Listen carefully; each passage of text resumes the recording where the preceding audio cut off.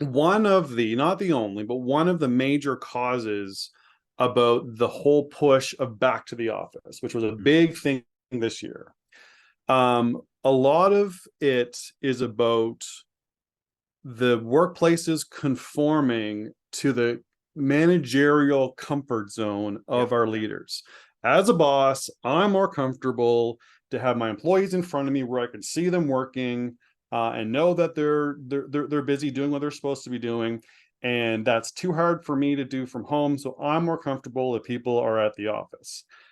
That is by no means the only argument behind the push to return to the office, but let's be serious, it's a big one. It is a big factor. And what I find really interesting is some of the statistics that have come out around the whole push to return to the office. And 29% of companies that are enforcing office returns are struggling with recruitment. Right. And 76% of employees are ready to jump ship if their companies decide to pull the plug on flexible work schedules. Like, these are two significant statistics that you should take into consideration if you've already pulled everybody back to the office, or if you're thinking about making that shift, because flexibility and autonomy are big priorities for people. The fact that 76% of employees say that they are ready to leave if their company forces them back to the office should scare the daylights out of you. Absolutely. I mean, if talent attraction and retention are even in your top 5 priorities, and let's be serious, who's not top of mind with talent attraction and retention? I haven't had a single conversation with a client or prospective client where recruitment and retention have not been top of mind. Absolutely. So, if you're one of the 90%, then this is something you really need to be taking seriously. What are the barriers to flexible work in your workplace? Is it logistics? Is it equipment use?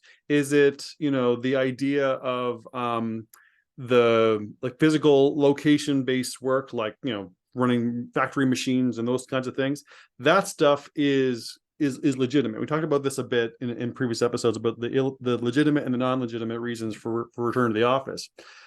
But how much of it is also about justification for the real estate that we have? How much of it is about we think that we have to be in person to maintain a workplace culture, which is not true. Anyone that tells you that is true is giving you a very lazy answer. Mm-hmm. How much of it is about managers are more comfortable managing people in person and they don't want to learn how to manage people who are working remotely or in multiple locations? Because we have to really be clear about what are the legitimate reasons why we have to insist on location-based work, and what are the reasons that are just more made up. Because if we are not prioritizing work optimization, then we have to have a reason for it, because stats have really said that employees are not willing to let this go. And studies have shown that in a lot of cases, they're more productive, their wellness is better, they will accept, the flexible options will almost accept lower salary at some point. Like, it is such a sought after and required element that you have to have a really, really rock solid, defendable position to not have it be the normal in your workplace.